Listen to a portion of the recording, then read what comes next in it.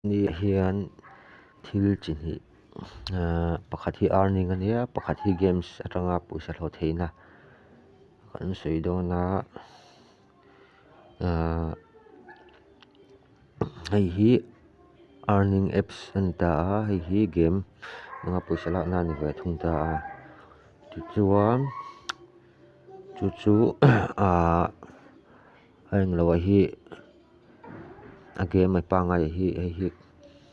kan ti chin anga chuan hei game hi cheng khata khel tu te cheng lia khel tu te om ta ma se hi ranking angin a kal ve a tuna ka khel to na sa a hianin ta hianin ka ranking ga hianin helai hin lo hmunga helai ka ranking an ta a chuan ka ranking atanga hi ka hlo chhuan ni ta ni 0.5 a hi chuan hei hi tuna englo a chun ta ka point a chuan hetah hianin hei first prize tih te tian a awm chho ta tian ranking ang hin a kal ve ta a tah khanin voithum khel a awm a voithum khelah khanin ami atang khan ti khanin kan voithum khel kha game kha voi khat kan khela ka chak lo khanin khel non le na tur kha voi hnih kha lo awm thin ta chu khami ting khawm kha hi ni ta a chu khata kan ranking a zir khanin helai a sir ami hi heng ho hi kan hlo zat tur sela kha ni ta ni heng ho hi heng hi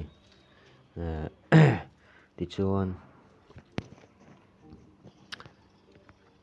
tuna hianin referral ana hianin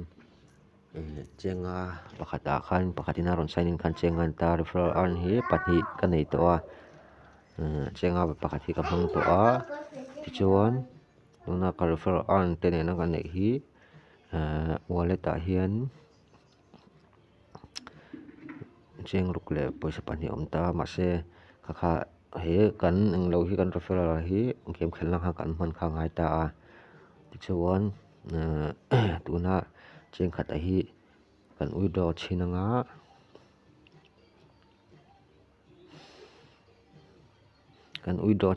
ti khanin kha chuan kha kan withdraw dawn chuanin kan gpay a kan englo kha englo ngai dawn ta ni tian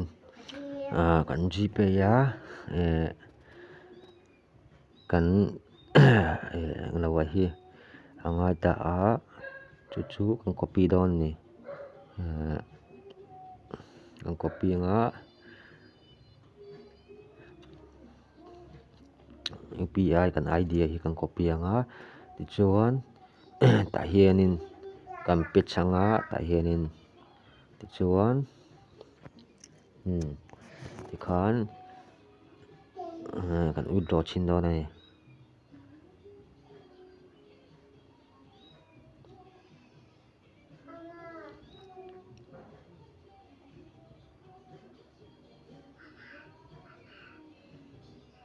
tikhanin withdraw successful in tia hi aron lut chia tuna hian he te receive in ta a tichuan he ta khanin kan va in level anga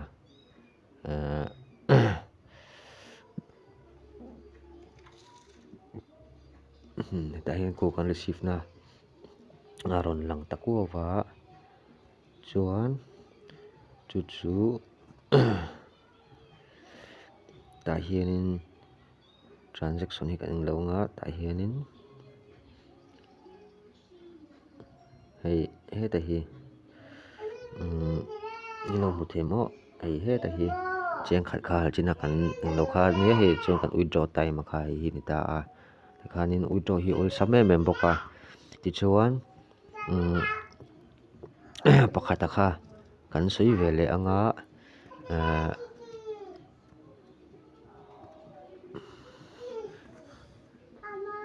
hei earning apps ani thung ta a tuna hianin zero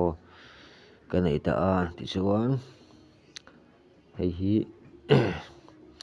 heng ho hi